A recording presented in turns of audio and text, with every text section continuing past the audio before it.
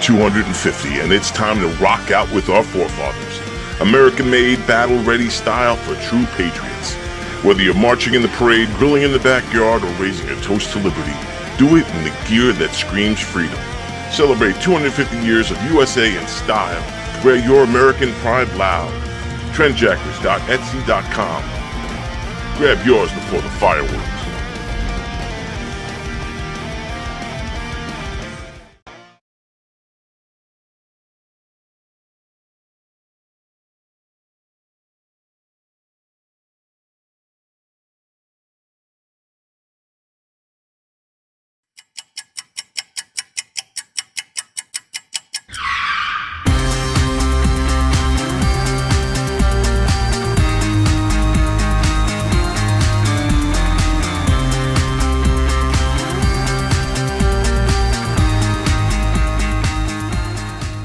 Tony, welcome to go. Hey, Joe, how are you? I gotta pat you down though, pal. Oh, yeah? Yeah. All right. Got anything on you? Anything I should know? I got nothing. Anything weird going on? What? Alright, you go in, Tony. Good. Thanks, Joe. Appreciate it. Thanks.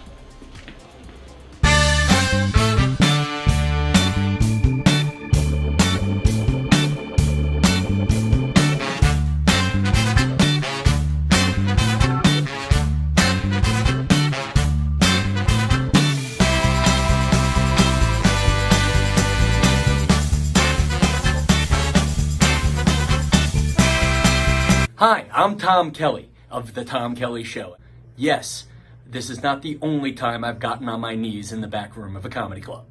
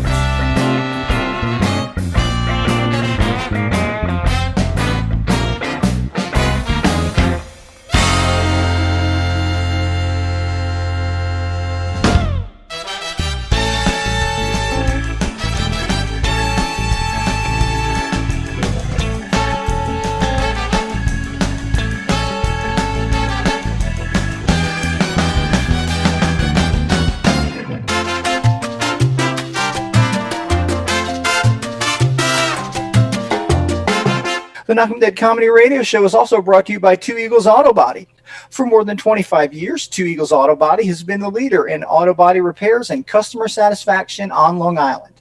Two Eagles Auto Body handles every type of auto repair, from custom applications and restorations to repairs involving insurance claims. Give Two Eagles Auto Body a call and please ask for John Rossi at 516-328-2527. That's 516-328-2527.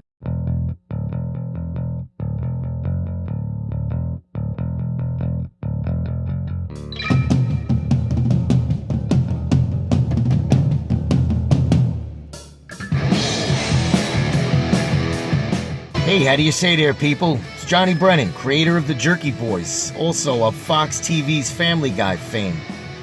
I just want to let you know you're listening to Tony on the Knock 'em Dead radio show. They're gonna keep knocking 'em dead, so keep listening, you wacky sons of bitch. Right there. Over and out there, sweet Charlie. Long time no see, man. Hey, man, I miss you guys, man, that Knock 'em Dead Comedy Radio. I just want to say thanks for making my millennium. Oh my gosh. Well, it's a love fest.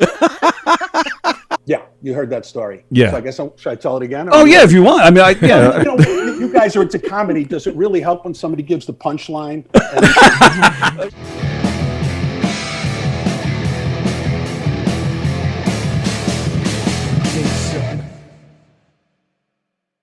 Hello! Do it like that. Hello! Yeah, like that. Hello! Not like that. No, that was awful. The one you did when I wasn't. Hello! Okay, save it for when it's on. Sorry. God, you know, I turn off the microphone, and you're like, gold. I turn the microphone on, I get ah. Seriously, ready? Hello! That was an idiot. Damn it. Hello! That was it! Alright, this is the one. Hello! Hello! Hello! Hello! Hello! Hello! Hello! Hello! So, yeah, do it like, hey! Alright, you ready from hey? Hey! Now. Hello. Hey.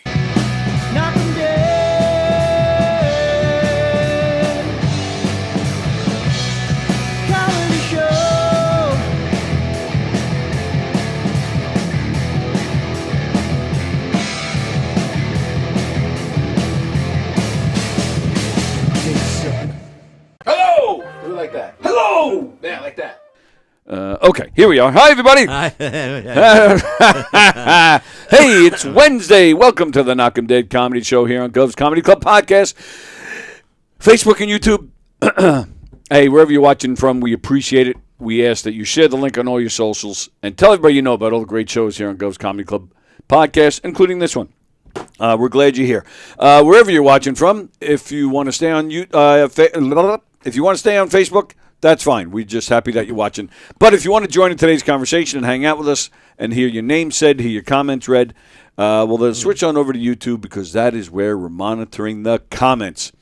It's a Wednesday, the Knock 'em Dead Comedy Show. We're coming at you live from the legendary Governor's Comedy Club, and the legend himself, Michael Kaplan, is here, ladies and gentlemen. Jazz hands. All right.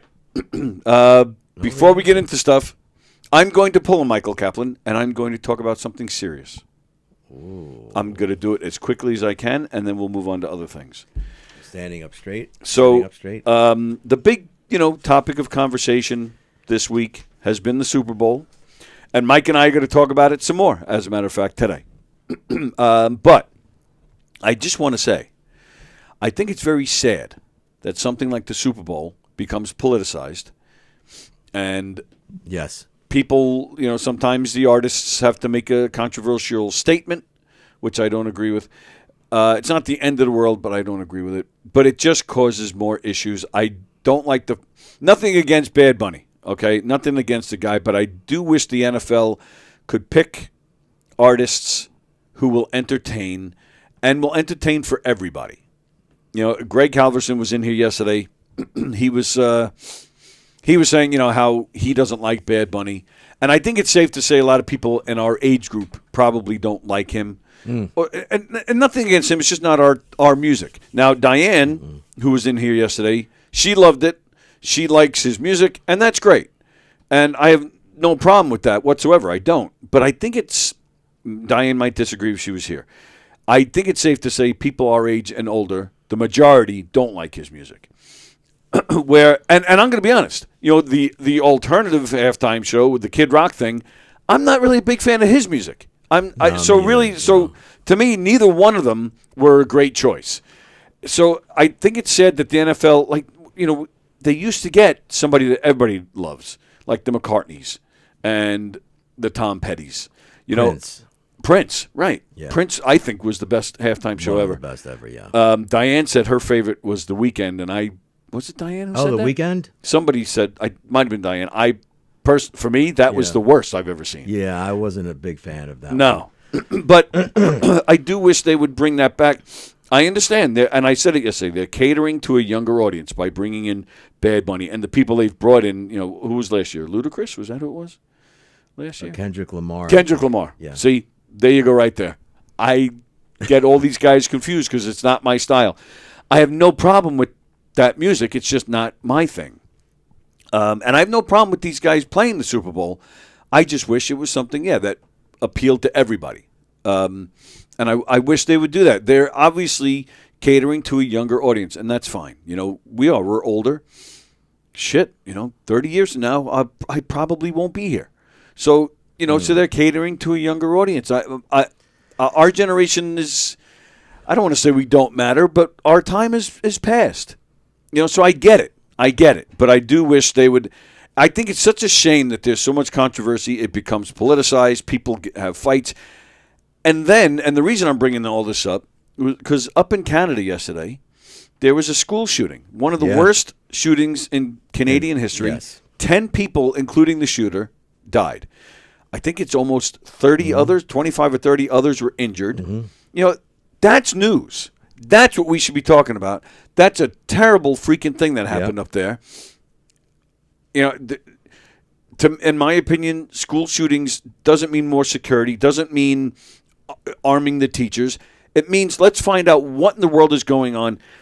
When we were kids, you had the occasional... Not like this. Not like this. You had. No. I don't want to say shooting, but there were, but you had your occasional violent incidences. Yes, but there were when few we were and far kids. between. Yeah, you're talking once every few years, maybe. That at least made headline news anyway. Where, school shootings are so common, you don't even hear about them anymore. When Columbine happened, the country stopped. The world. The country, probably. Country mainly. Definitely yes. the country, yes. We paused because we couldn't believe what was happening. And now we're just like, another school shooting. Super Bowl, that's what we should be talking about. Like Sandy Hook. They tore that school down. Right. Because of it. Yeah. Right. The news outlets today are all, the president tweeted, and I'm sorry, and I've said it here before too, I don't personally think the president should be tweeting. If he's going to tweet, do something serious. The president of the United States, and I've said it before, and I'll say it again, I am not a Trump supporter, but I'm not a Trump hater either. I'm kind of in the middle with the guy. This is not a Republican Democrat thing. If it was Obama that tweeted about the halftime show, I'd be saying the same thing I'm saying right now. It doesn't matter that it's Trump, but a president should not be tweeting about how much he didn't like the halftime show. No, because Bad Bunny is a liberal. Right, and absolutely, that and was definitely his intention. Right, stuff, yeah. But right, and right, the president.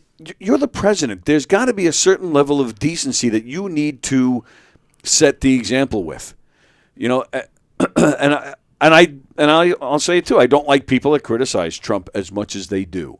It's one thing you can stand up and peacefully protest and talk about how you may disagree with a certain bill or a certain law or something whoever the president is, what they're doing. But we've reached a whole new level of disrespect. And I think it's because everybody's become keyboard warriors on social media. Most of this shit people type into their social media, they would not have the balls to say in person to the person they're talking about. Can I add one thing? That's why you're here. I'm not saying I'm a liberal, middle, Republican, conservative, liberal, because this forum, your program is not about that. Right. Right. So I'm not saying what I am, what I believe in, but it is both sides. That type angle. Oh, absolutely. Yeah, I agree 100%. The liberals, it's also the right and the left, and that's what. Here's the right, here's the left, and somewhere in the middle is this whole bowl of mess. Yes, and we can't seem to just get in that ball and work things out. It's just fighting. I agree. I think you have extreme on both sides, and they're the ones making the headlines. Yeah. And then you got people in that ball in the middle. They're like, yes, hey, exactly. Whoa. Hey, whoa. And to piggyback that sentiment is I saw it firsthand when I was campaigning. Mm-hmm. As you know, I knocked on thousands of doors. And you lost. And I still lost by a lot of votes. Next year's the election. Can we talk about that? A lot of people are asking me to run again. Anyway. Yeah, because the guy you ran against is leaving. Looks like he's leaving, yeah. Yeah, so are you considering it? I am. Really? I am. All right. Yeah. So these thousands of all these doors, and the Democrats would give you a list. These are the Democrat doors you need to knock on. I'm like, no, I'm going to knock on everyone's door. That's like preaching to the choir. Which makes no sense. Right. A Democrat is going to probably vote for me. Right. So I would knock on everybody's door.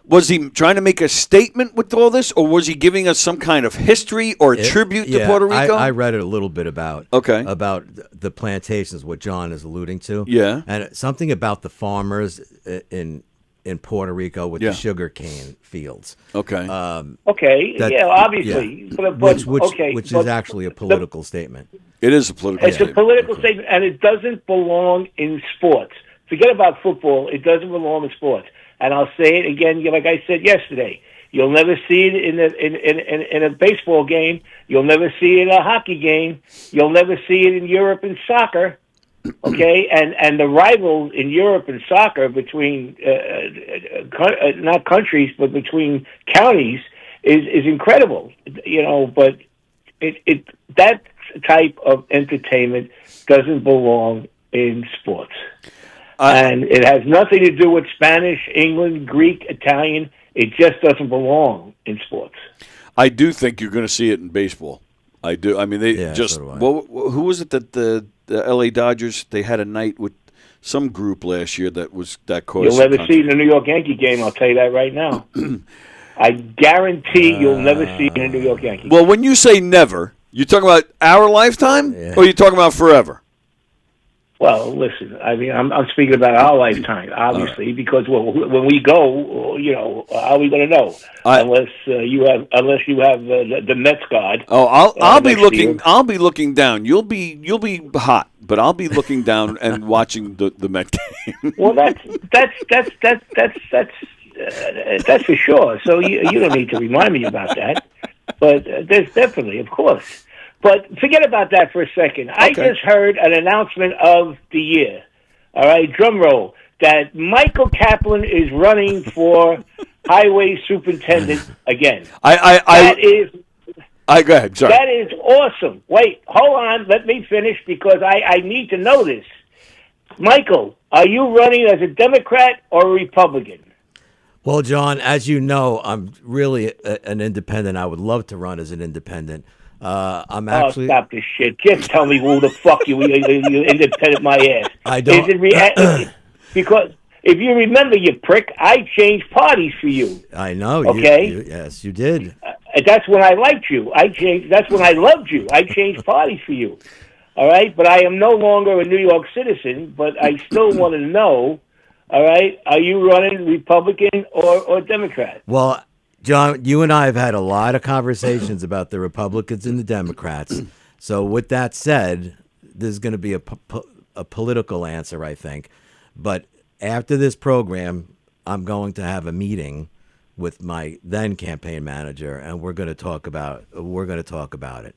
And because a lot of people have reached out to me, oh, you got to run because rumor has it Dan LaSquadro is going to leave, so it'll be more of an opening. There's been a lot of union moves that would benefit me. So,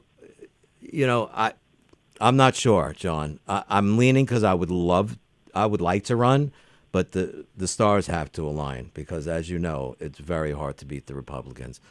And from what I hear, the person that is going to run on the Republican side is like the right-hand man of the chairman of the Republican Party in Suffolk County. So. Oh God, here we go again. Yeah. So I don't know. I mean, and plus I have to see. I'm going to run as a Democrat, John. It's going to be how much support I get because I didn't get much from them last time. Okay, so the bottom line is this, and I'm not breaking your chops at all, but the bottom line is this. You said 15 sentences until you came out with the answer. You're going to run as a Democrat. There's no other choice. You don't have to explain why, and everybody knows why you have to run as a Democrat, okay? But just say if you're running as a Democrat, because I want to shake up all our ex-neighbors in Patchogue, all right? And you know who I'm talking about. I do. Right? I just want to see their faces because that is going to be a very interesting campaign again. It is. It is. Yes. It is. All right. Well, I wish you the best of luck. I really do. I think it's well deserved. I think you would do excellent as the superintendent because you are for the people. Okay. All right. What and people? The We don't first know. thing I want you to do is educate the people, like you did to me, the difference between a sewer and a trap. Okay, because I want all the viewers to know that before I came to Long Island and lived in a Patchogue, I didn't know what a drain, what was it, a water trap or a sewer. I didn't know the definition. A catch basin or a storm drain. Right, and when I started to turn around and say, "Oh, look, the sewer's going to get clogged up because there's leaves there," you chastised me and said that it's not a sewer. I said it's a fucking sewer. Look at it. No. It's a, in the Bronx, it was a sewer. All right. So what can I tell you? So I want that to be your campaign slogan. Know the difference between sewers and catch basins, and clean your catch basin. Well, I have a mea culpa for you, Mr. John. Okay. As you know, This is Jen, interesting. this is going to be very interesting. You're going to love this.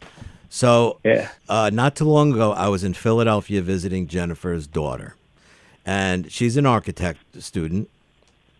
And we were walking down the street, and you know, I always look at the roads. For some reason, I'm obsessed with the roads, catch basins, storm drains, all that stuff.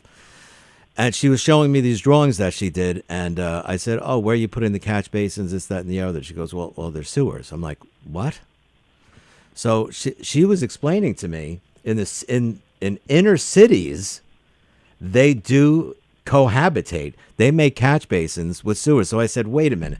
So we had kind of like a very heated exchange. I said, "So the waste that's coming out of toilets are being interchanged or going into our stormwater system?" And she said there is a certain percentage that's happening only in cities. In suburbs like here, it doesn't happen. Right. Where I had my career. Places like New York City and Philadelphia. These big cities. It comes together. Yeah, there's a ratio, and I still didn't get the fine answers. I hope you punched her in the face. No, I would never punch her. She should be changing that. She's the future. Yeah, she's the future. Yeah. So I'm still trying to learn, John, but according to her and inner cities, I'm still trying to research in New York City, Philadelphia, Los Angeles, how their stormwater is being thrown out into the ocean. Is it mixed in with sewer excrements? Well, Knocking Dead comedy fans, you heard it here first. You got a lesson of storm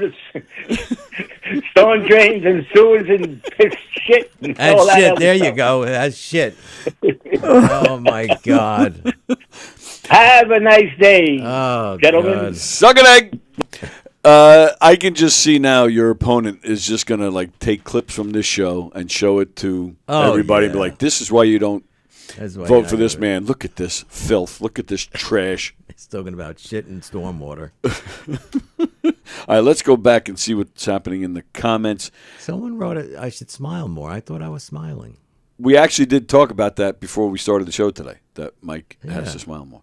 I'm practicing my Spanish. It's a sign of the time, says John.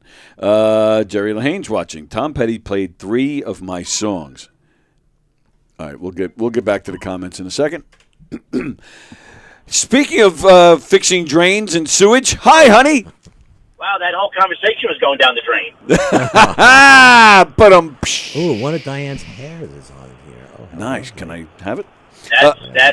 That's getting weird. That's getting weird. Calm down.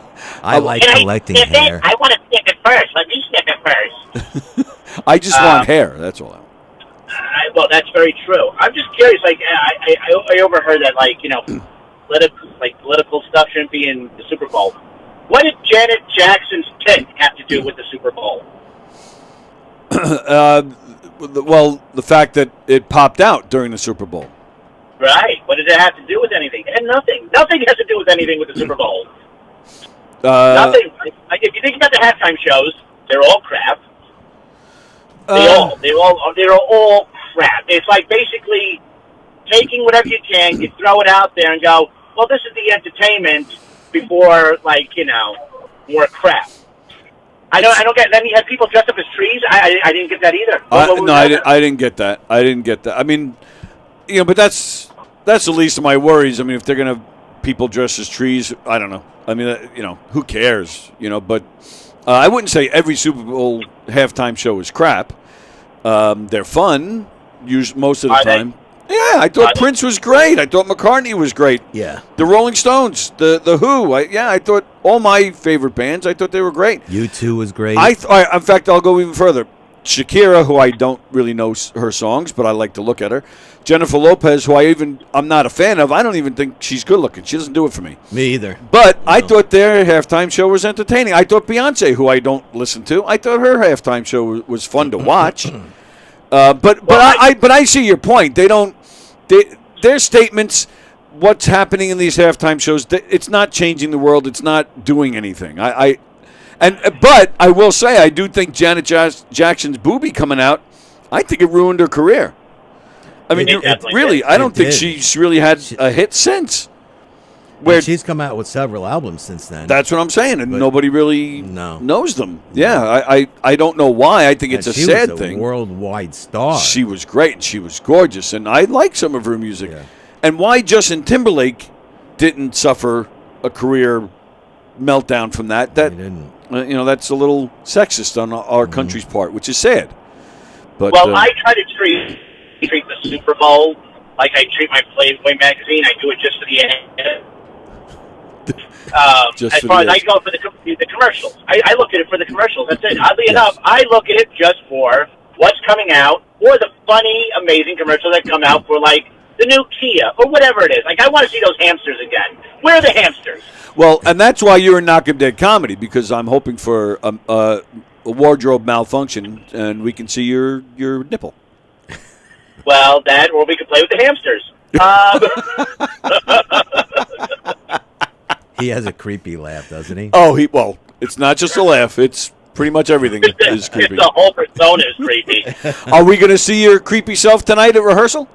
Yeah, and I'll order some soup so I can make noises at the table. Oh, my God. What slurping? We're having rehearsal tonight at the Embassy Diner in Bethpage. Mention Sports Bash and get free dessert with your meal.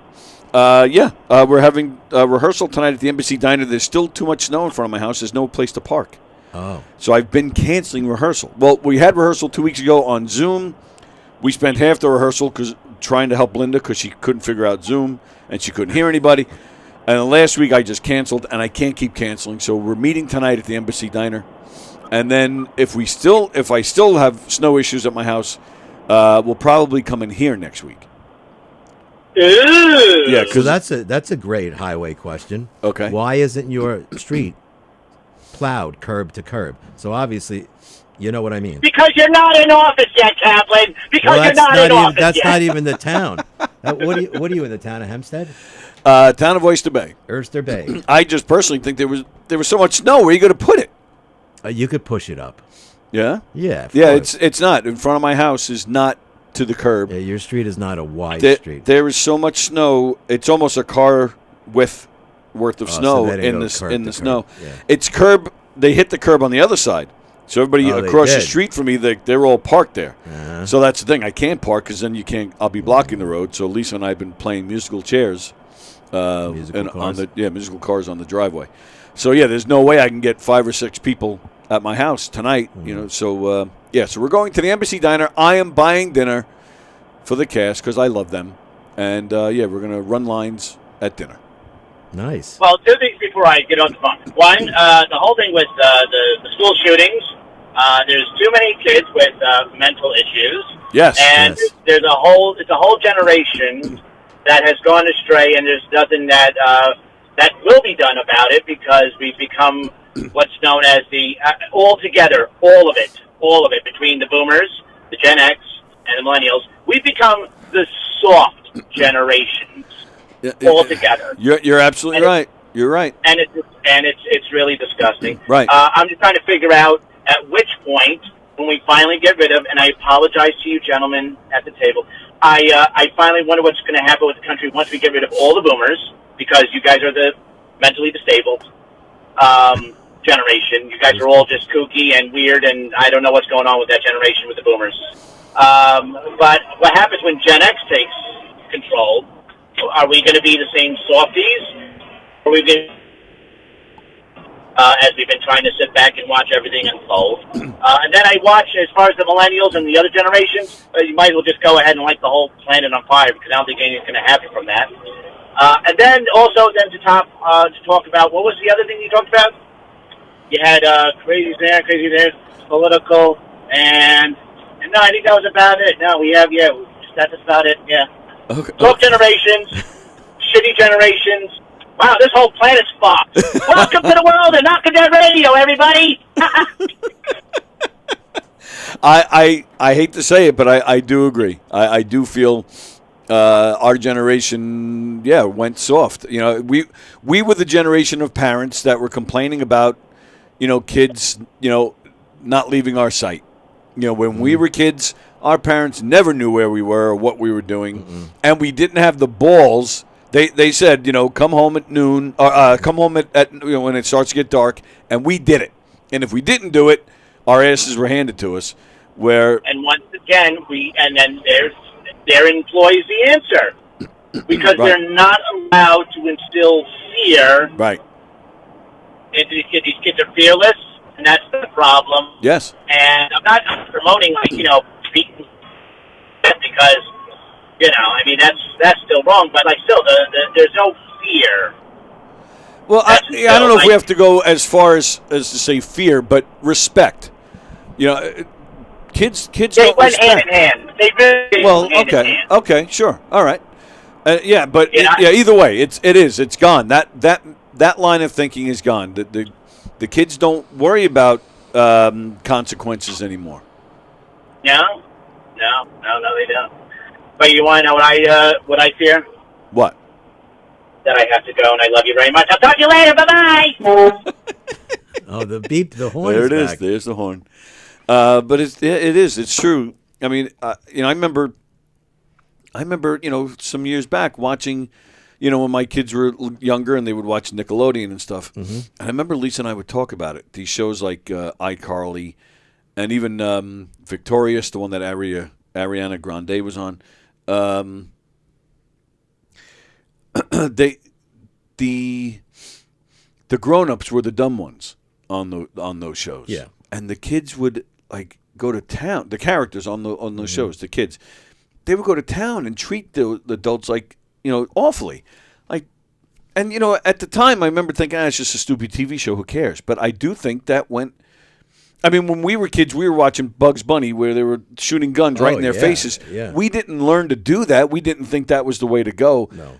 But I do think watching shows like iCarly, where they were disrespectful to the adults, I do think it somehow transferred to the kids' mentality. There's no, and we can't punish our kids like we used to. We were told, if you did something wrong, you wouldn't get TV, right? And you were bummed. And then you go to your room. You didn't have your own TV. You didn't have a phone. You didn't have a an computer. iPad, no. So Yeah, you nothing. weren't. So you were completely blocked out from the rest of the world. Where now it's almost impossible to punish a kid. You can take their phone away, but we can't take the phone away. What if they go to school and there's an emergency? Take the laptop. All right, but they still have the phone. It's such a different world, and it's so weird. And now, however, the other side of that, I'd like to think it's history repeating itself, where the older generation says our time was better, and I like to think, I like to think our kids and the generation after them, when they are in control, that maybe they'll be smarter about things. Who knows? I do think things have gotten a little soft, though. I do. Yeah, I was at my son's house the other day, and the kids, Gia, the oldest, she's like a preteen, so. You know how it is having a preteen. I do. And I see Steven and his wife Frankie, they really bear down. They were going to do something, and they were going to go out on the two girls in the father date, and Gia was giving the mother the business, and he said, no, you're not going. And she didn't take it well. Yeah. But, Yeah, I mean, I respected that he did that, and he stuck to it. Because now it's like, well, you're going to get grounded, and 10 minutes later, no, here's your phone. You know. That's the thing. We did eventually learn that, and we're all guilty of it. Right, We're and that was all the thing guilty that, and I think the kids learned that there are no consequences. There were so many times like you do that one more time and you're losing such and such, but that next time never came. Like because then the next time we'd be right because then the next time they did it we'd be saying it again. Next time, eventually started doing it. I did. There were times I took my son's phone away. Yeah, there was in 2018. Zach got mad at me, and this is when I was living with Sally, so he wasn't living with me full time. Sorry, not 18, 19. And and we weren't living together. We had sold our house in 19. So I moved in with Sally. He was living with Lisa. And we got into a fight about something. And he thought he was smart and, decided not to talk to me. And whenever I went to, he wasn't taking my calls if I tried to call him. And then, so he wasn't living with me. I was living with Sally, but he was working. He had a job near me. So one night I went over to the job. I pull into the parking lot, and I don't see his car. I'm like, oh, I could have sworn he was working tonight. And I just happened to look. Across the street is a gas station. And I just happened to look over that way, and there he was. He got out of work a little early, and he was getting out. I was like, oh, cool. So I pull in, and he sees me. So, just as I was crossing over with my car, he's getting in. He finished filling his car up, and I get in, and he's about to leave, so I blocked him. And I get out, and I just put my hands up. I said, look, I'm not coming to fight with you. I said, I just want to talk to you. Yeah. I said, how about we, and I pointed to where he worked. They had a big parking lot. I said, why don't we go back over there, and let's talk for a few minutes. And he goes like this. He goes, okay. He actually said, okay. We get in our cars. I drive off. He makes a left, and he's gone. I was like, you motherfucker. Wow. So I figured, okay, you're going to play games, and you're not going to take my calls because I was paying for his phone. I cut it off. I mean, he was, in 2018, he was, this was 19. He had, 17 was this 19? 2008? I forget what year it was now, but it was so during a time we weren't. Teenager. Yeah, but that's what I'm saying. I don't, because he was in college already. He wasn't, because in 2018 or 19, 19, he graduated high school in 18. So, it would have been his first year of college.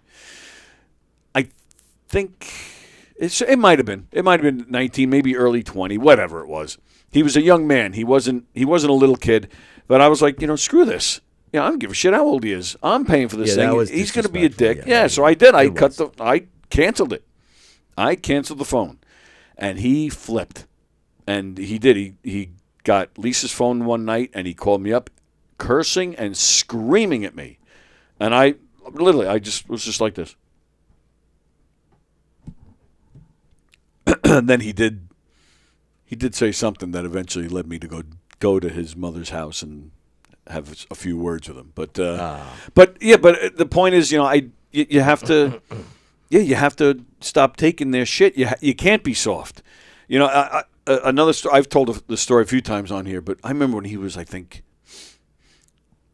9 or 10. There was a kid. So if you go down our block,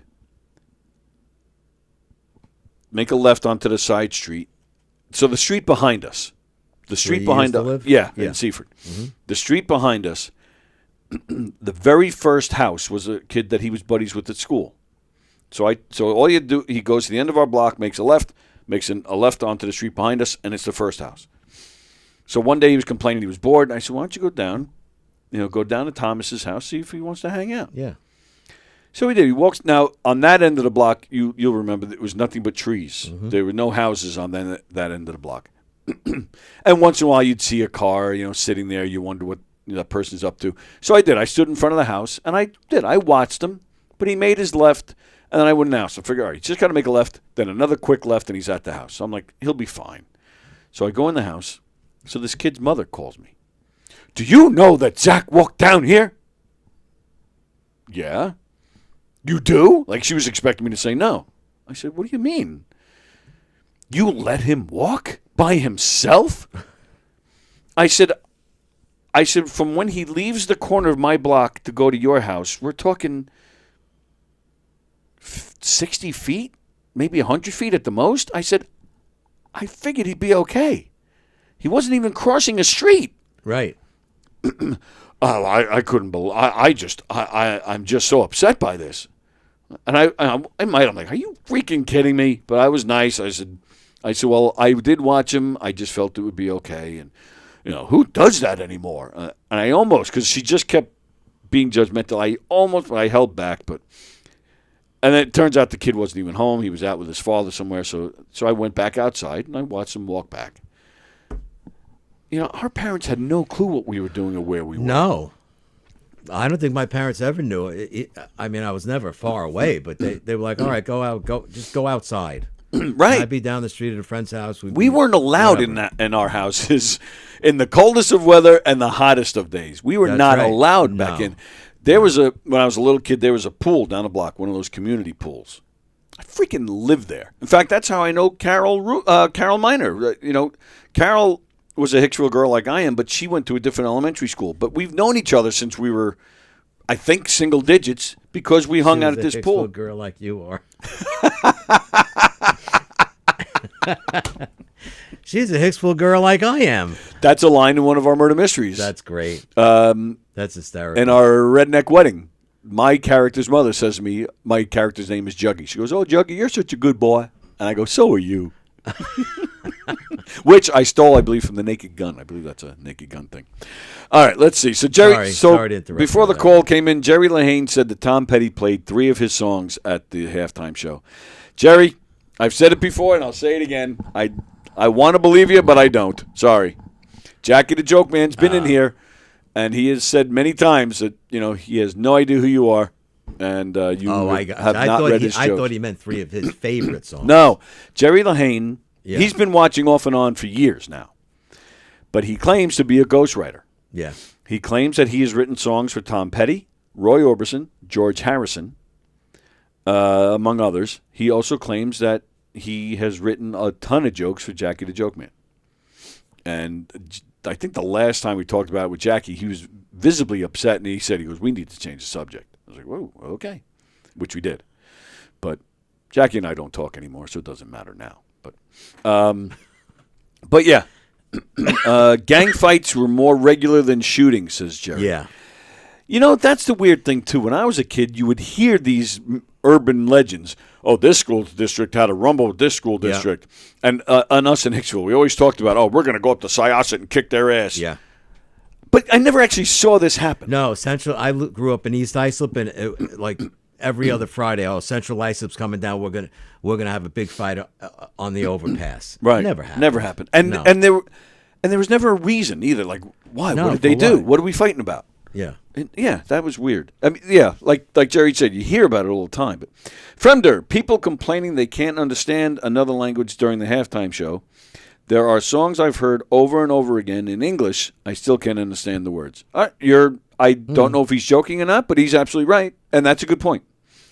Ann says, "Hello, hi Ann. Hi Ann. You have an outdated idea as president is the Pope. What? You have an outdated idea as president is the Pope. I have no idea what that means, Sherry.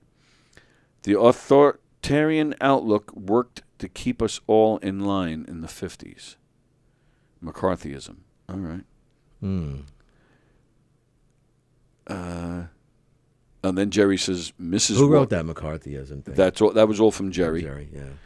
Fremder, if Tony was a politician, he'd be Secretary of Where's My Leg? Oh, I screwed up. Secretary of War's My Leg. Not that me getting it right didn't save it. There's Scott. We have to remind Kaplan to smile more. There's the comment you were talking about. Yes, we did talk about it before we went on the air. That noise that comes from Kaplan's mouth, like a sloth, I knew he farts from his mouth. Somebody give him a mint. So you talked about, you showed us the picture last week of you holding a sloth. Yes. Yesterday on Tuesday Trivia. True or false? Sloths fart from their mouth. I'm assuming it's true. It is true. Okay. So that's what he's talking about. Is that a Fremder? That was Fremder. And living in California, Spanish is a language we need to know. I speak okay Spanish, but here it's mostly Mexican slang. It's easy to learn. Yeah. Lisa knows Spanish pretty well. Yeah, I'm wondering if that Bad Bunny say the Super Bowl in a couple of years. I think it's going to be at the Mercedes Dome in Atlanta. Okay. You think Bad Bunny would do it there? It's a good question. Yeah, that's a very good question. Up there in Northern California, there's a big population of Latin Americans. Right. And then I don't know. And then next year it's in California. Yeah, again. the Rams are going to win the Super Bowl next year because it's at their home stadium. Oh, okay. Is that wishful thinking? No, they won it. They won it 4 years ago at their home stadium.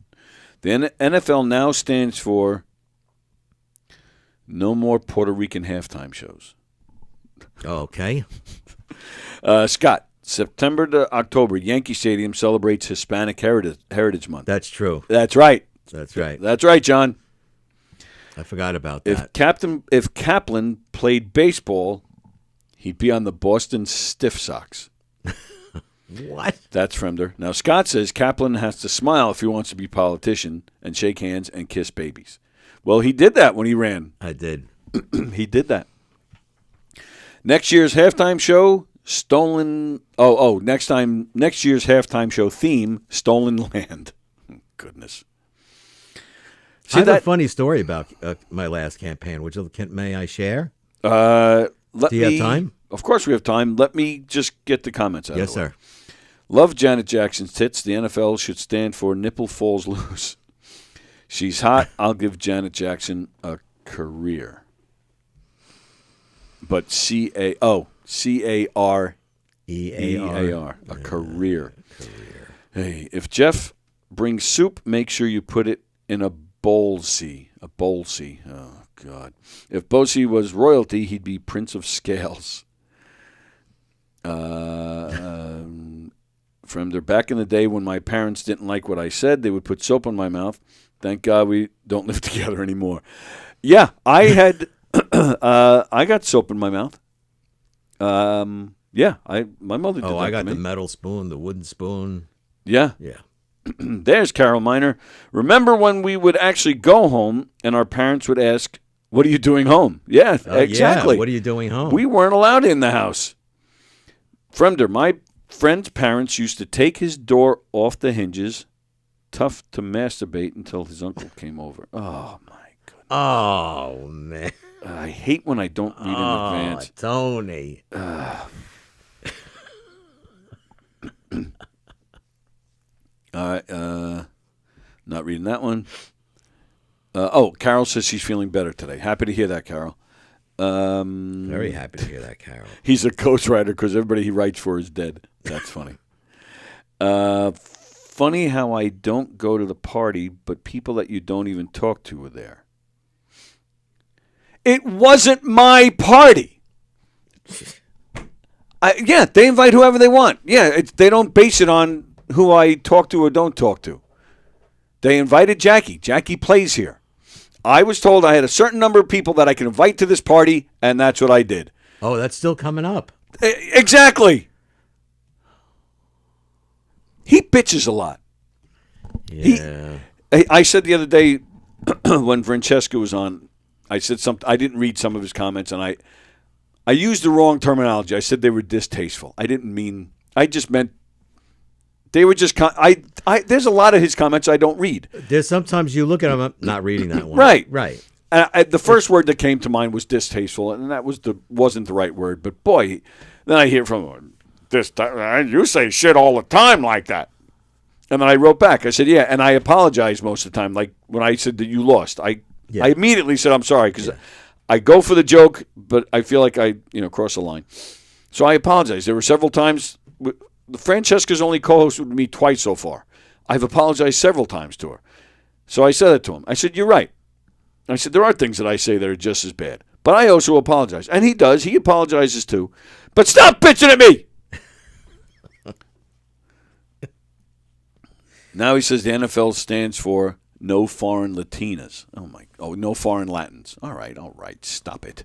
But technically he's not foreign. Right. Well, right. And we said that yesterday. He is an American citizen. True Scott.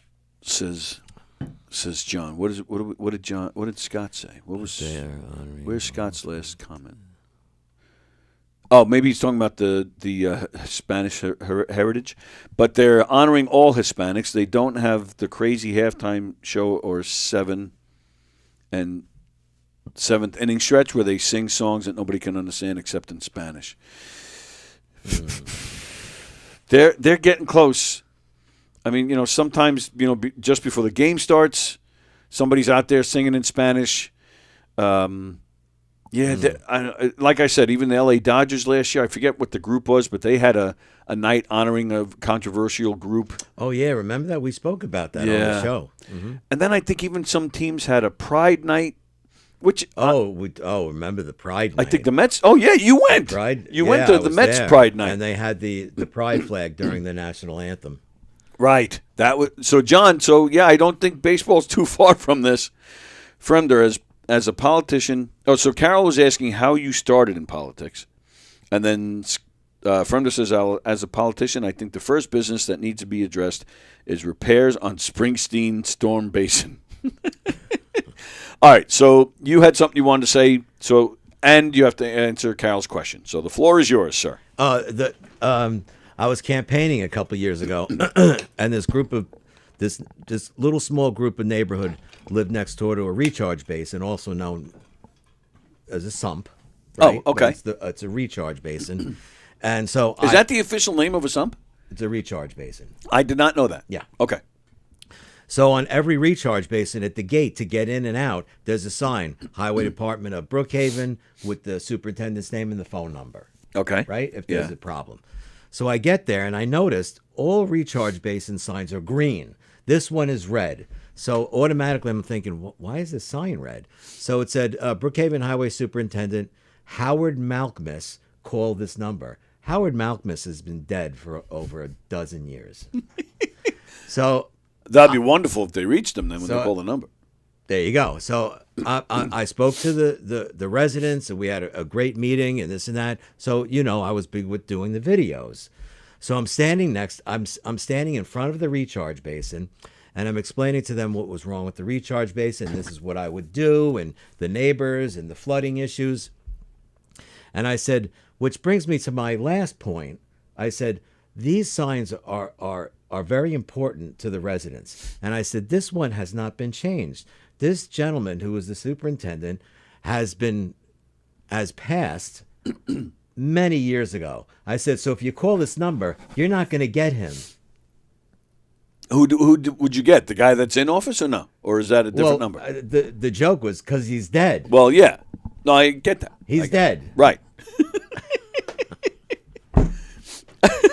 And my campaign manager, she started laughing because I guess the way I said it, I don't know, because I was all fired up and I'm like, you're not going to get him, and but we kept it, and we kept it. Got a lot of views. It was hysterical. Why I got into politics? That's a really good question. She said how. How? How did you get into politics? Let me double check that. I'd love to know how Michael started his career in politics. It happened 2 years before I ran. I was retired and just driving the roads, talking to people, and people were just really tired of the infrastructure in Brookhaven. So, being a Democrat, I went to the Democrat Club, and I got to be, I befriended the president of the Brookhaven Dems, and they just kind of fell in love with who I was as a civil servant, as my highway knowledge, and they said, you have to run. And I automatically said, there's no way I'm going to beat a Republican. Oh, we're going to help you. We're going to support you. There'll be people walking the streets for you. All these things, right? So it got me thinking, I do love to serve, and I would love that position. One of my favorite things when I worked for Huntington, the superintendent, he put me in charge of, I would go out every day and talk to residents. It was the greatest thing. Right. And if they had a problem, I would call the area foreman, whoever, and I would have it fixed right away. I'm like, this would be great. So I ran, and obviously I lost. So well, actually, I'd like to backtrack a little bit because even before that, like because you held good positions in highway departments, you had good jobs, so you were already kind of, and you're a good speaker. You do talk to people well. You're knowledgeable, so so you were, in my opinion, kind of slowly working your way into that world. I guess you're right. Like, that was almost like the natural progression for you. At that level of campaigning, I was never at that level of campaigning for an elected position. But working for the town of Islip, you had to remain political. You had to get signatures. You had to go to fundraisers. You had to do all those things. You had to shake hands. And then Huntington wasn't so bad. Huntington wasn't as bad as Islip. Islip, you had to be a devout Republican because it was it was just heavily Republican, like Brookhaven is for just decades and decades. Still is. Can I ask you a stupid question? There is no stupid question. This is probably a stupid question.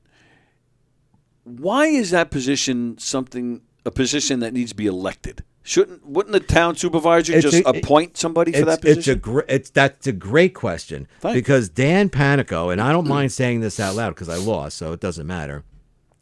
At one of the meet and greets during my campaign, it wasn't like a debate, but it was like a meet the candidate night. Okay. Dan Panico, who is now the Brookhaven town supervisor, he pulled me aside and he said, Michael, you've made a big impact with your campaign, all these things. He goes, but I have a serious question for you. He goes, what's your thoughts on a Department of Public Works? So what a difference between highway and Department of Public Works is, if you have a Department of Public Works, they just appoint a commissioner. Okay. There's no general election. Right. I happen to think I prefer a Department of Public Works because it falls under one umbrella of the town supervisor. There's no separate election because when you have a different political game in highway and town hall, that creates a battle. And that's been a battle for years, even in Brookhaven. Right, and that's why I asked, because it just seems silly. It is. Well, I mean, I guess that's what we're talking about. We're talking about how the Super Bowl becomes politicized, and now roads. Like, what the hell does it matter what your political affiliation is for the roads? There is none, and that's why I didn't care running. Can't we all agree that the roads suck? We need them fixed, or whatever an issue is? It doesn't matter if you're Republican, Democrat, black, white, green. It doesn't matter. Is a Democrat going to say that's a hole in the road, and the Republicans going to say it's not? It doesn't matter. It's silly. It actually doesn't matter, right? And that was my talk. The biggest talking point is, who's going to do a better job? Doesn't matter, Democrat, Republican. It doesn't matter at all. Yeah, it's who's going to be the best for that position. And I felt I would have been much better than the person that was there. And and when's the election? Next year? Next year. So next year it'll be 4 years already since you ran? Yeah. I'm always amazed how fast time goes. I know. That is crazy. All right, let's see what's happening here. All right, Ann, I keep politics off my radar. I try to, too, Ann. I try to, but it's turning people impossible. Against people, right? Absolutely right. And I understand a lot of points on both sides when it comes to things like the Super Bowl. But to me, at the end of the day, it just doesn't freaking matter. And it's just a freaking football game, for crying out loud. I'm an independent register voter and never voted. I will vote when Cheech and Chung run for president and vice president. I'm not independent. I'm part of the Working Families Party. Oh, wow. Oh, I've been for years and years. Love it. Yeah, I love it, but it's very weak on Long Island. Very weak. Very weak. Definitely not as strong as it once was. No. When I joined, which is one of the main reasons I joined, the people they endorsed, it was pretty much split 50-50 between Republican and Democrat. Mm-hmm. Where now it's almost all Democrat, so I'm not sure if I'm going to stay there. But yeah, I do vote. I do think it's important to vote, but I definitely see Ann's point, and I think it's great. She's waiting for Cheech and Chung. I remember maybe 20 years ago, give or take, where Graham Nash and David Crosby were running, and they called it a joint venture, a joint campaign, because they're known for that shit. Yeah, I thought that was hilarious. I loved it. Hello there. We're gonna make Michael laugh and smile. Okay. Okay, you ready? Ready. All right. Michael, you listening? I am all ears. Tell your audience about my tree incident on my property.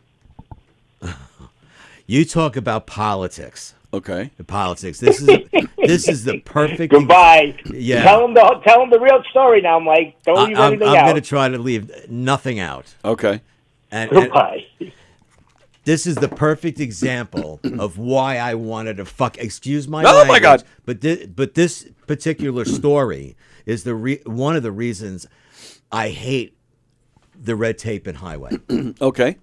So John had a dead tree in front of his house, and it was within the town right of way, because from like the street line to like normally average 8 feet in is town owned, even though you maintain it. Yes. So we had a dying tree.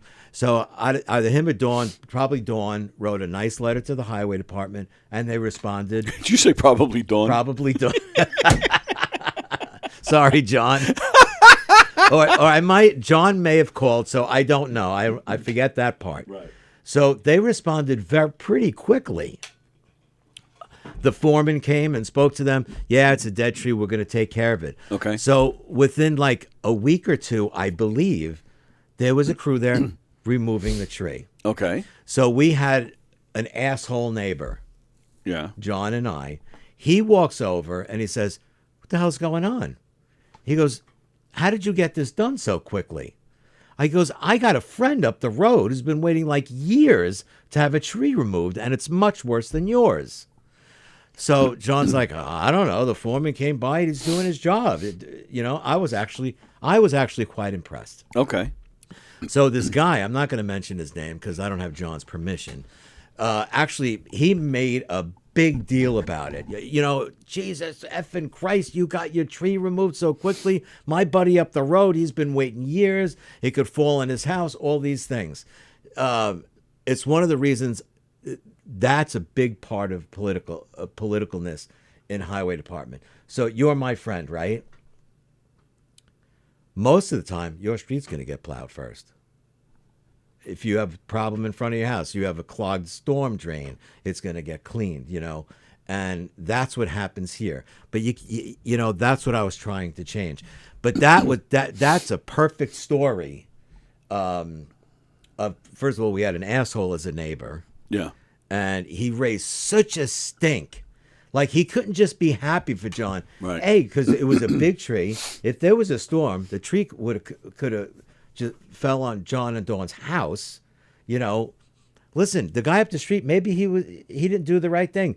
Maybe he didn't call the right people. We don't know. I don't know the whole story. Sure. But the guy, I've known people who've waited for years. I was in highway 25, 30 years.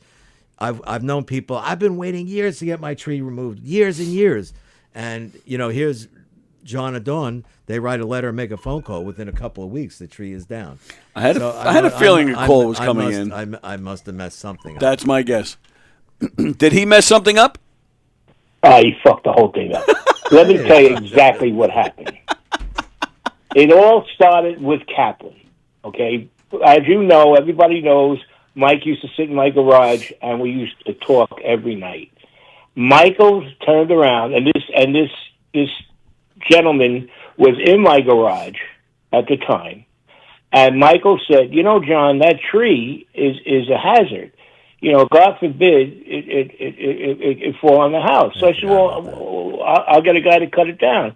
He goes, "No." He goes, "That's the highway department's responsibility. You have to call town of Brookhaven." The guy responds, "Oh, it's never going to happen. My friend is waiting for this tree to come down for 2 years. There's no way you're going to get this tree down." Correct me if I'm wrong, Michael. No, you're right. No way you're going to get this tree down. I said, "Okay, what do I got to do?" So he said, "Well, Michael said the best thing to do is write a letter and follow up with a phone call." So, true, Miss Dawn, all right, because I was going to go up to the office. Miss Dawn writes a lovely letter and said about the tree, and they responded, all right, saying that you're on the list. And now this is a week. They responded, and I showed the letter to Michael and this neighbor, and he goes, "Yeah, he got the same letter. It's all bullshit. They're never going to do it. This and that." Okay, fine. Now I see a red truck, pickup truck, in front of my house. I don't know who it is. I see it has a emblem on the side of the truck, town of Brookhaven, and the guy's looking. All right, and I walk out of my garage, and I said, "Hi, how you doing?" He goes, "How are you?" He says, you live here?" I says, "Yeah." He says, "Oh, this is a tree." He goes, "Oh, yeah." He says, "This tree is got to come down." He says, "We'll be here shortly." I said, "Oh, thanks a lot." That's all I said to the guy. I said, "I appreciate it." I shook the guy's hand. "Thanks a lot." The next day, 3 trucks pull up, okay? And the guy comes out of the house because he lived directly across the street from me, and he hears the buzz saws. He hears the saws, and he goes, "What did you do? How did you get?" And he went completely nuts. Yeah, he went. And what Michael didn't tell you, he ran down the street. Correct me if I'm wrong, Michael. No, he did. Yeah. He ran down the street and knocked on this guy's door. And Mike and I were hysterical laughing because he was so frustrated that he ran down the street to get this guy. And he told the foreman, "Well, what about the tree down the other end?" And the foreman told him, he's like, "Fuck off, get away from me." He goes, "I don't know what you're talking about." But that's exactly how it happened. But John and Dawn did it the proper way. And that's how a highway department is supposed to respond. Sure. As quick as possible. Right. And because it's all about the 3 S's: safety, safety, safety. Well, truth be told, if we didn't listen to Kaplan's counsel, I'm sure it wouldn't have gone. It wouldn't have gone that way. But the guy came, and the tree was down within a week. And the only thing they wouldn't let me do is say, "Okay, keep the wood." They took the wood for themselves because it was a big tree. It was a huge tree.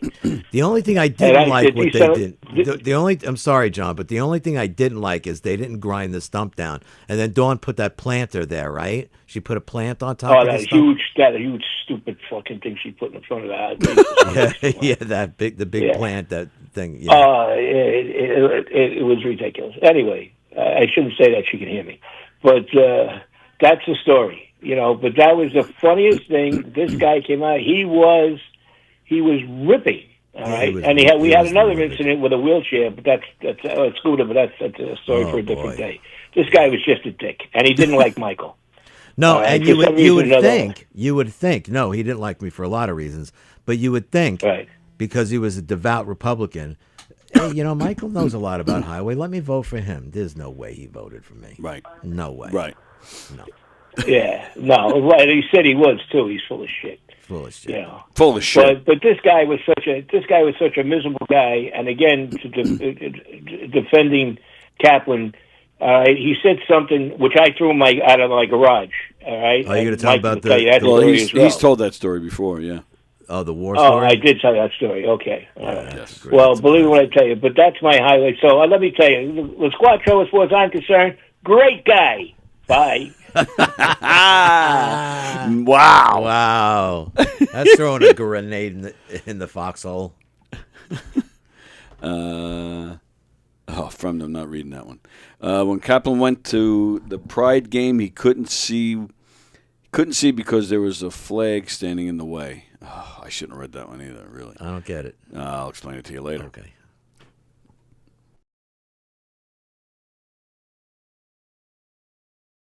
Yeah. Scott, I just don't know if Kaplan can get the vote when he looks like a Bond villain.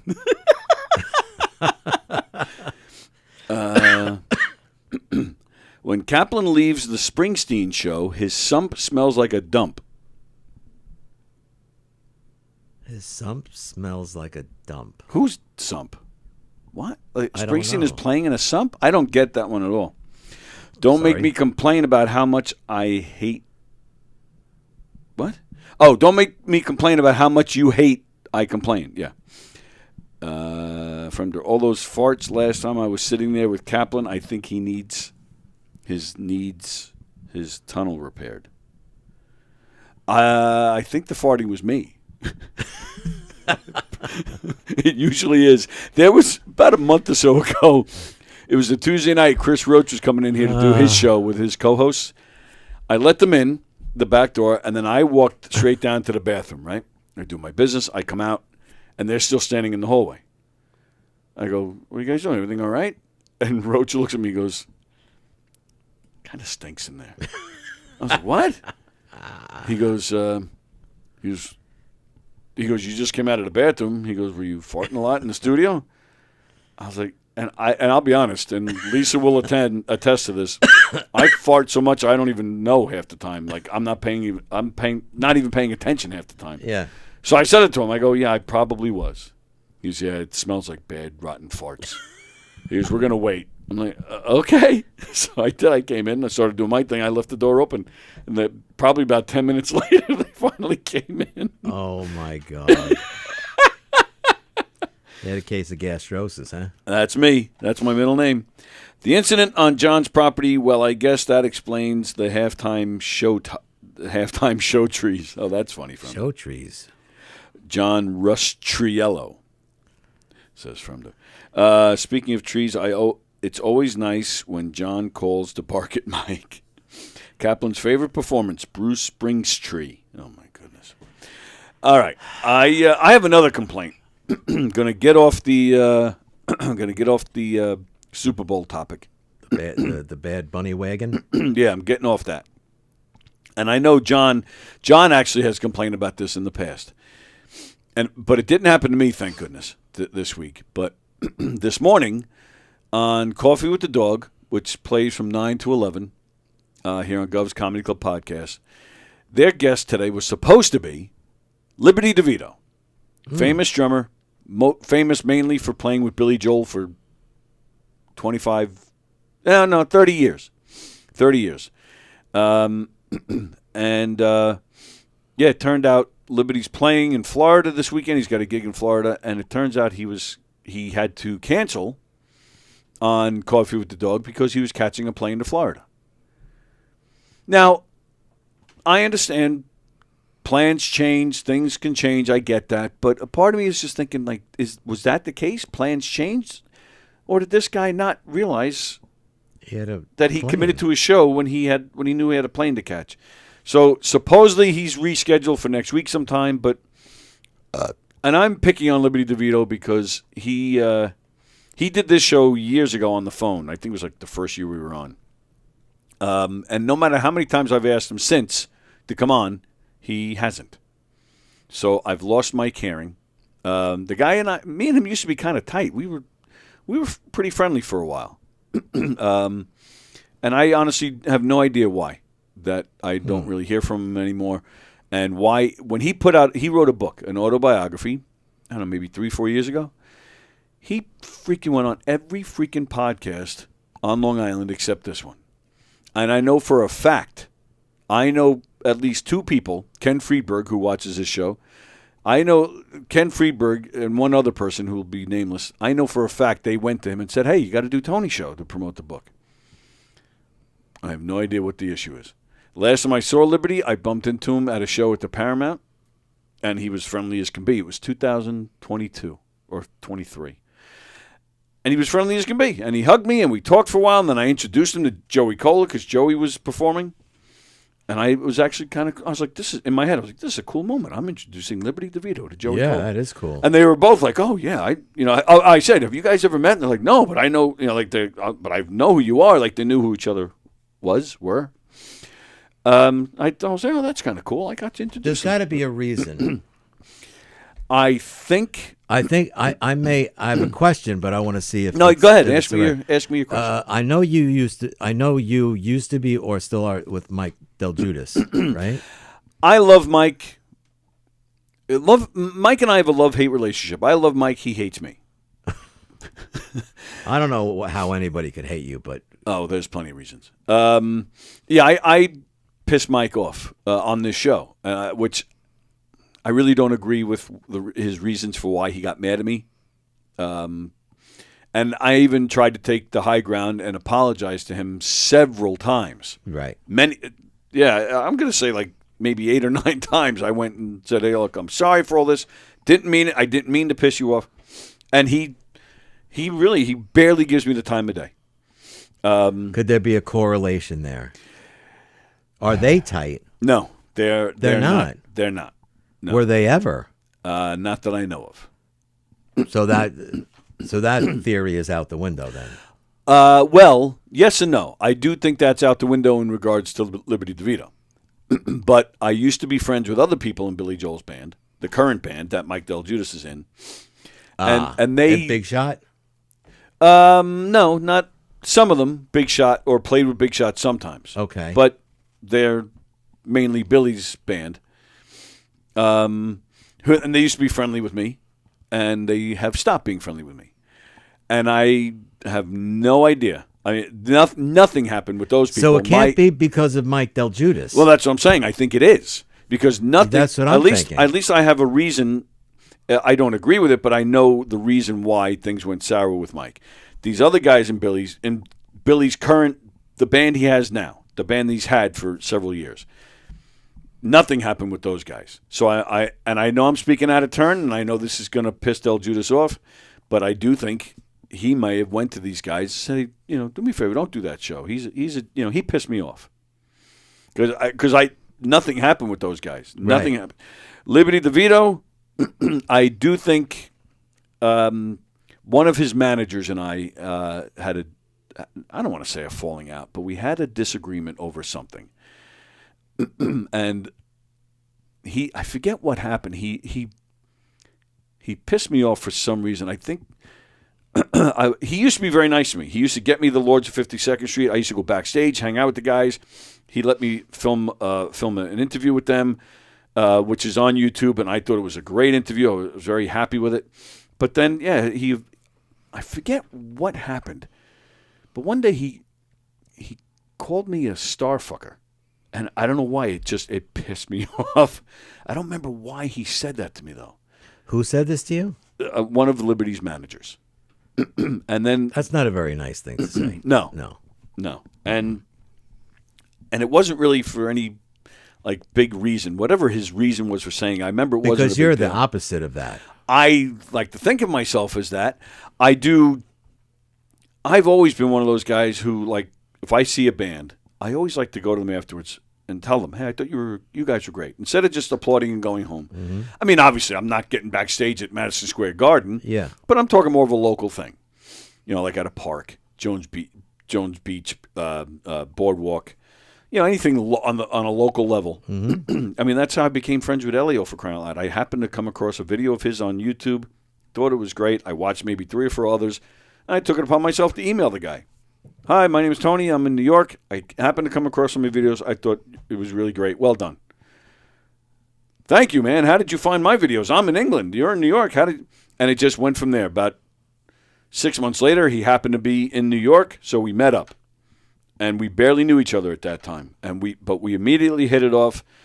And then I saw him again about a year and a half later, and we spent some time together, made plans. And me and him just hit it off immediately and have been super close ever since.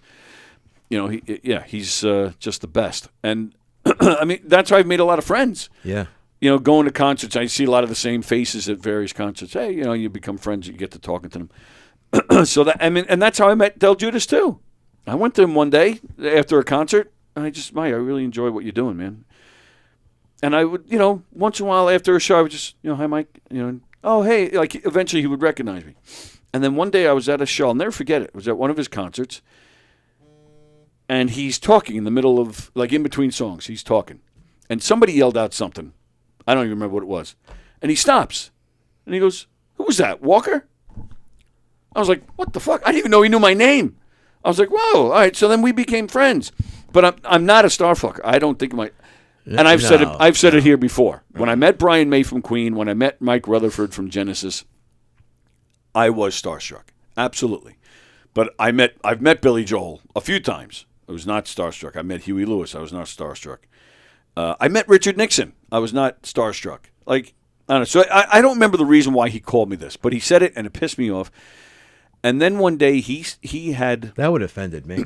yeah, I didn't like it. Yeah, that would have offended But me. then this is a long time ago. He was managing some other singer, and he called me up. Can you help me out? I'm trying to push this guy.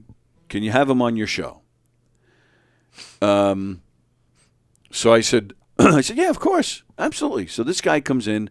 I'll be honest, I don't even remember this kid's name.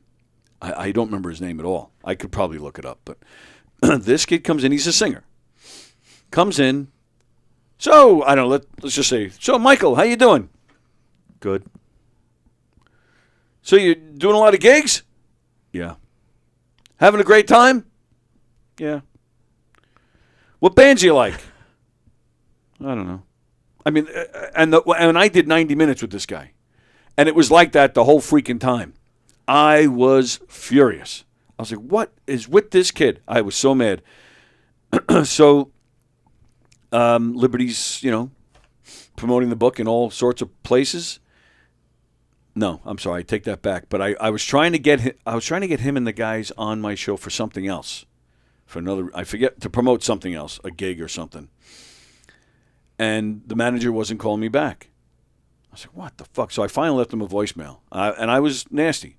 I said, you send me that little kid. I said little kid. I said, you send me that little kid who won't say shit to me. I said, but now I'm trying to get your main guys, and you don't even have the fucking balls to call me back. And he did. He called me back, and we yelled at each other. I've seen him since, and we're friendly, and we tell each other we miss each other, but I haven't seen him at this point in 5 or 6 years. But that's the only thing I can think of, because, again, Liberty's, he's doing every other podcast. Yeah. So I think it's his manager saying, hey, screw Walker, don't go there. So that's that. But no, Liberty DeVito, and like I said, John, there are times John calls up in here for guests, if all of a sudden I'm on here and there's no guest or I'm by myself and, so-and-so canceled on me last minute. They do. These guys get mad, and I appreciate that. And I get mad, too. Even my brother. I'm joking. I was going to pick on him because tomorrow we have the show every Thursday. He's a musician. Yeah. We have Toby Walker joining us tomorrow. Why do I know that name? He's locally kind of famous. Toby, not Tony. Toby Walker. Famous on the local scene, but he's retiring. So his last gig is coming up, I think, in March. Oh. So he's our guest tomorrow, and he's on Zoom, which I'll do it. But I'm not a fan of doing Zoom. I like when they're in here, it's a different energy. It is. When they play, like sometimes the acoustics and the sound get messed up on Zoom that you can't hear the instruments, you just hear the voices. It's weird. In here, they play live, and it's fun. So Toby is doing Zoom, and so that's fine. We'll make the best of it. But then Frank reaches out and says he's taking his dogs to the vet tomorrow. He's got a 10 a.m. appointment. So I'm like, well, why do you make a 10 a.m. appointment when you know you... So he says, I think I'll make it, but when he says he thinks he'll make it, meaning he's going to get home in time, and so he's Zooming. Oh, I see. And so then on top of it, this guy Toby says he's got to be done at noon. So from 12 to 12:30, I got to talk to Frank on Zoom. Frank barely talks as it is when he's in here. He's the same thing. I always bring up this Elio story. Elio was Zooming in one day. Frank was on Zoom. Elio hadn't come on yet. Frank had just heard Elio's album. Elio has one album where it's all original songs. Mm-hmm. Maybe one cover, but it's all original songs. Frank just heard the album the night before, or that morning or something. So we're waiting for Elio to come in. So I'm like, Frank, so you listened to Elio's album? Yes, I did. What'd you think? I thought it was good. So I even looked at him. I said, is that it? Yeah, like he didn't pick one song. This was really good, or that was really he didn't good. elaborate on anything. Especially a musician. Right. So I looked right at him. I go, is that it? And I swear to you, he goes, yep. So now I'm in my head. I'm like, did he not like the album? Like, what is he? And I forget if it was that day or another day. There have been times I have said to him, we're on the air. You got a mic in front of you. Yeah. Maybe you should talk.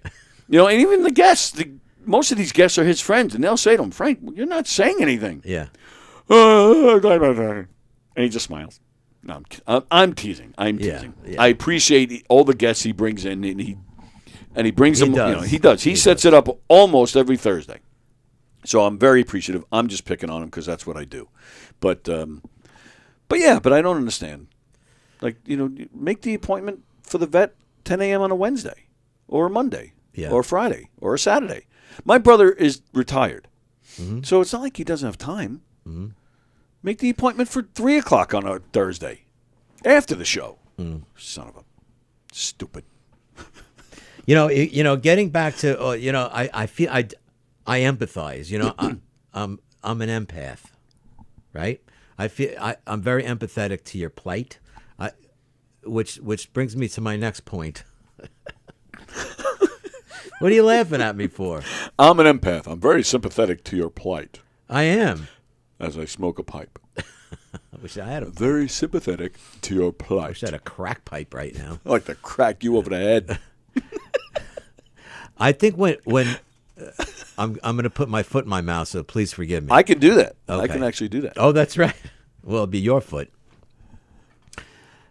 I think as people get big, and I don't mean big in the sense of just physically, they get more temperamental. So they get a little sensitive. I've been around the theater population on Long Island. I was just having this conversation last night with Jen because I'm going on that audition tomorrow night, right? I was going to bring that up before we finished up. And the lead is actually perfect for me, right? It's a guy that's 50s, 60s, can read a script quickly and running for office and loses? Yes, exactly. And gets demolished. But it's a funny show. And she goes, "Oh, you'd be great for that part." And I said, "You don't understand the theater world on Long Island. It's so cliquish. A lot of the leads are precast." Absolutely right. So listen, if they offer me the ensemble or a smaller whatever, or if I don't get something, whatever. Yeah. And she looked at me like, "What do you mean precast? And they don't tell you?" I said, "No, they don't." I've been on a couple of auditions where they have said this role has been filled. Right, but they still have you read that role because they want to see what your performance is like. What you can do. Right. Yes. They want to see how you sound. They'll probably throw some direction at you to see how well you take direction. Yeah. Right, that's what an audition is. So believe it or not, you may, Fremder's going to love this. I always, one of my dream roles is to play Daddy Warbucks. Right? Oh, my goodness. I know. You may think I'm crazy, but... no, I was just thinking about Fremder. No, that's yeah, fine. I know. You want to play that part. So at Creative Ministries, 2 or 3 years ago, I prepared 16 bars of a song, and the two casting directors, actually the director and the casting person, said, "Wow, you were great, but we know you. You did 2 shows for us, Wizard of Oz and Showboat." I'm like, "Yeah." So they knew me. They knew what I was there to audition for. And I told them, made a joke. I said, I didn't shave my head because of that. I've been doing it for years. I thought I had a shot, Yeah.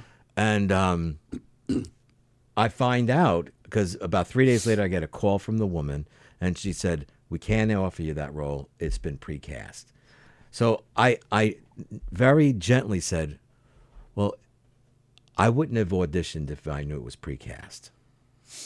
Why there were no other roles that you would There have was played? an ensemble, and I turned, ensemble, yeah, and I turned it down. Yeah. I was pushing 60 years old. I don't want to be running back and forth, changing costumes, all that. Even though I have the energy to do it, but at that point, I didn't want to go to rehearsals 4 or 5 nights a week to be doing that for 6 weeks. Right. I just didn't want to do it. I don't mind. I hate, and I know that's. I know that's pompous of me, but yeah, I hate playing ensemble parts. But I don't mind. Yeah. Like when we did It's a Wonderful Life, you played 2 parts. I played, I think, 306. But I enjoyed it because I had lines. I was in several scenes. Yeah. So you were in a couple powerful scenes as well. Well, likewise. But yeah, but that's what I liked about it. So I didn't mind that. I was also in a show, 2008 or 9 or something. You were also like 40 then. Yeah, well, true. But even then, I was like, I don't want to be ensemble. But I did a show, George and Gracie, A Love Story. It was about Burns and Allen. Uh-huh. And I I don't think this play had ever played like any major theaters. Like it wasn't a big.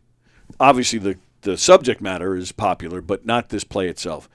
But it was I loved it. I loved the script. I didn't know George and Gracie's story behind the scenes, so I found it interesting. But it was the same thing. It was me and a girl. We had to play all the play was mostly the two of them, but anything else that was a male was me, was a girl, was another girl. And I loved it. I didn't enjoy it because I just had the amputation 3 or 4 years prior. So it was a pain in the ass changing costumes. Mm-hmm. And that part I remember. Like I remember thinking, like certain parts, if I had to be out there quickly after finishing another role, like this sucks because I was rushing around trying to get it done. Other than that, though, loved it because I got to play a variety of roles on stage a lot, but just playing different roles. So it gave me the opportunity to show all these different things that I could do. Mm-hmm. And then Stacy, who I talked about the other day, who was just on 60 Minutes, I got her into the show, so she did some of them. I think Lisa even came in and did some of them, if I remember right. So that it became fun for that reason too. Yeah. So I don't mind small parts, especially if I get to play a bunch of different small parts, because you get a lot of stage time. But yeah, ensemble where you're just in the background. And then I told her, I said, I don't know, I think I was like 56 or 57 years old. I said, I don't know if that's for me. She goes, and she tried to entice me, but there'll be a couple of small singing solos. So I'm like, what do you think? I was a 25-year-old kid, right? Right. And I love Creative Ministries. They sure. do a great job. Yes, they do. They put on some good shows. They've been around a long time. Yes, they have. And I just turned her down. Yeah, I don't blame you. And she wasn't too happy about it, but well, I think she got over it. Yeah. All right, let me read comments, and then we're gonna get out of here. Where would make a good Uncle Fester. Oh, is that what they're saying? Yeah. Fremder, wow, you literally read comments like a fifth grader from another country that's dyslexic and blind. Wow! Whoa! Oh, Vicky's watching. Hi, Vicky. Clearly, Dawn's letter was fully of honey versus that man's piss and vinegar. Oh, yeah, probably. Uh-huh. True. She wrote a very nice letter. You're right, Vicky. Okay. And then, Carol said burp. Did I burp? Yeah. I did? Yeah, a little while ago, though, I thought. See, that's what I was saying with the farts. You have I don't even know I do it. I didn't even realize I burped. I'm sorry. I've been trying not to do it. I've been doing really good, though. Don't yell at me. Yeah, they're all like, wow.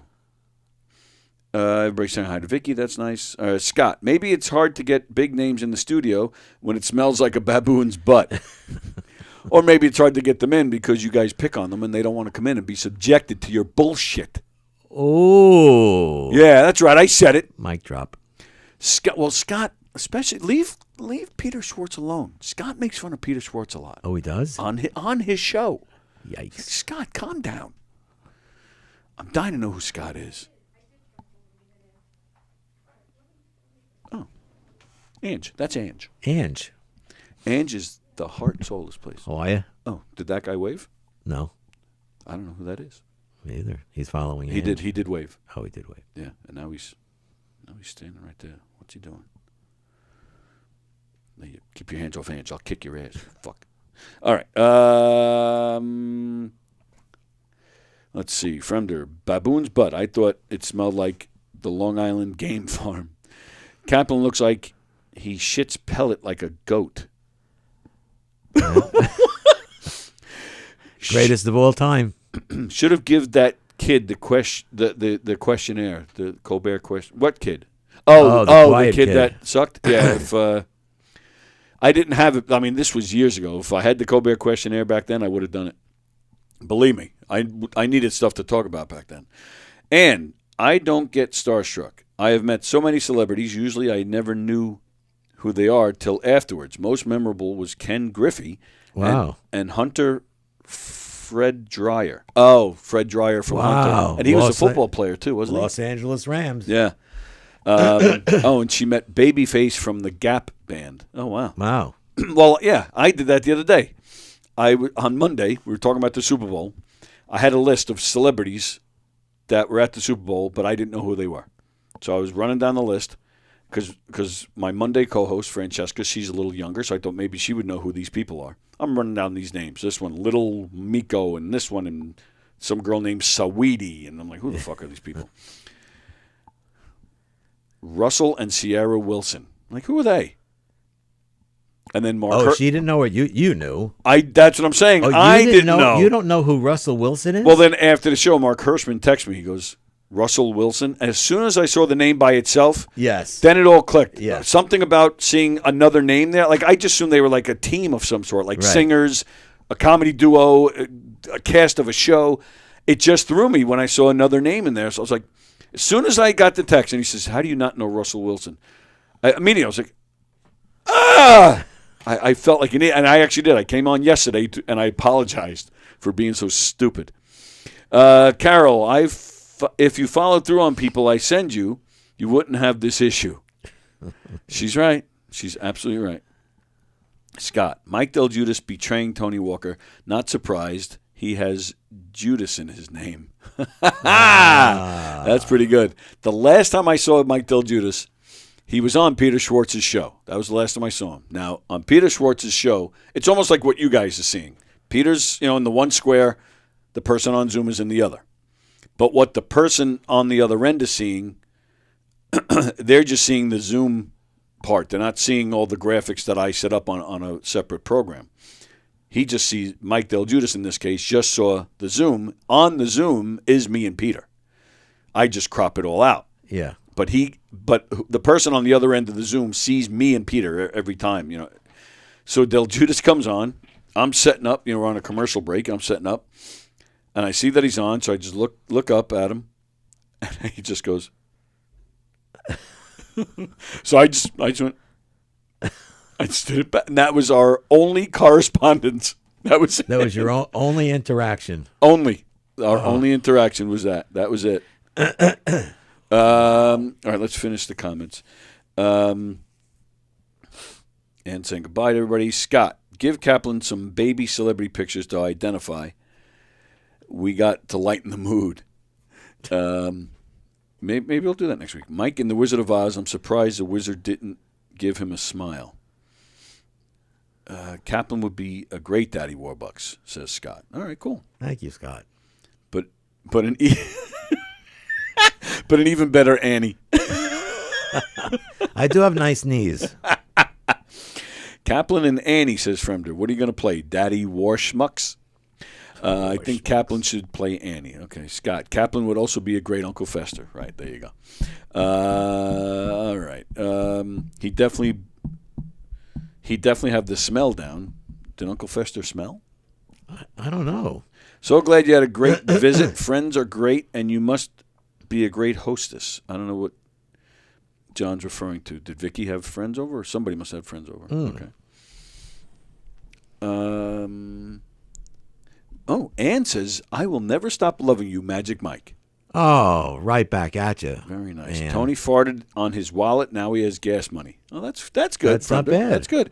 Carol, honest question. Dice Clay is performing one night in Plano here. Is that a town? Texas. Plano, Texas. Plano, Texas. Should I buy tickets? Is he funny now? It's funny. We were talking about Dice before we went on the air. Yeah, I think he's still funny. He plays here regularly. Yeah, I would go. Carol, it depends on how much the tickets are. I'll be honest with you. That, and I know Carol has a great sense of humor. Will she like that humor?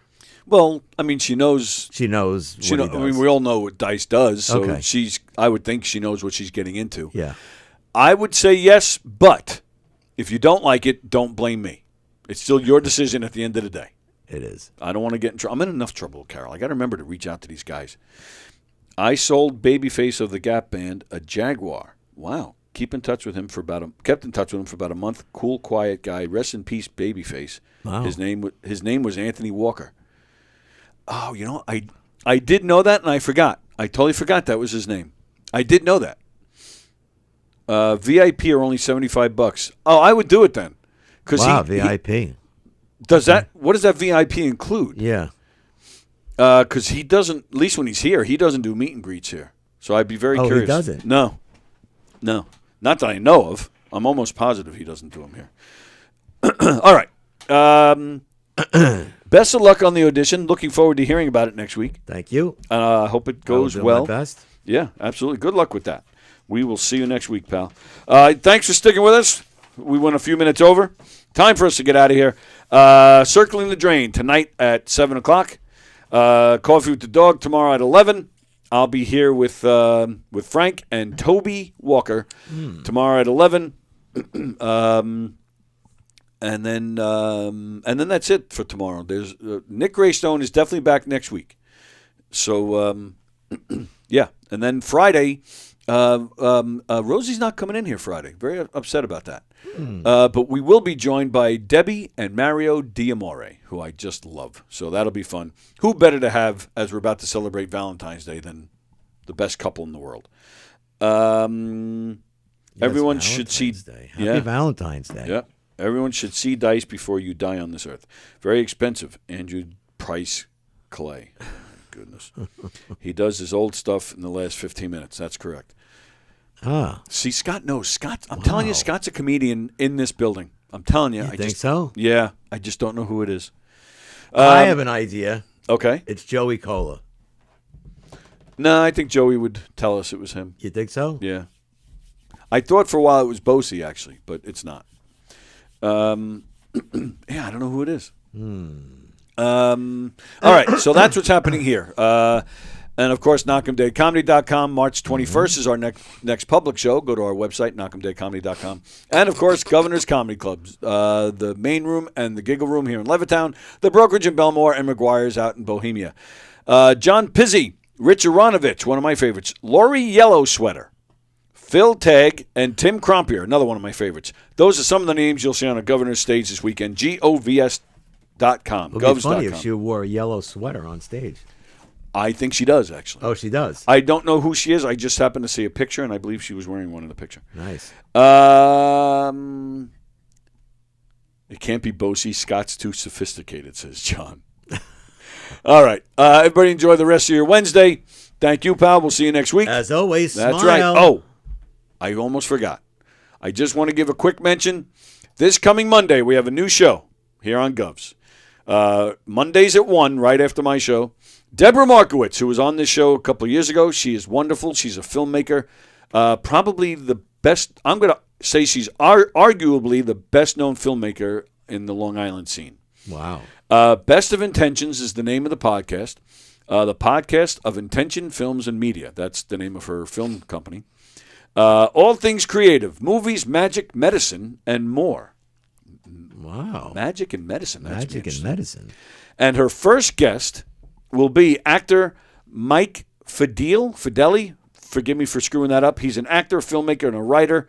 I screwed up his name, but I am familiar with him. I have seen him in some movies. My son has worked with him in projects.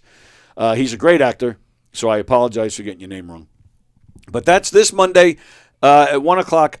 I believe she's got the next 2 or 3 Mondays locked up, but I don't think she's going to be every Monday. But we'll keep you, abreast of what she's doing. Nice. Big words. All right, so that's this Monday, and I'll advertise that again tomorrow. All right, we're out of here. Enjoy the rest of your day. Goodbye.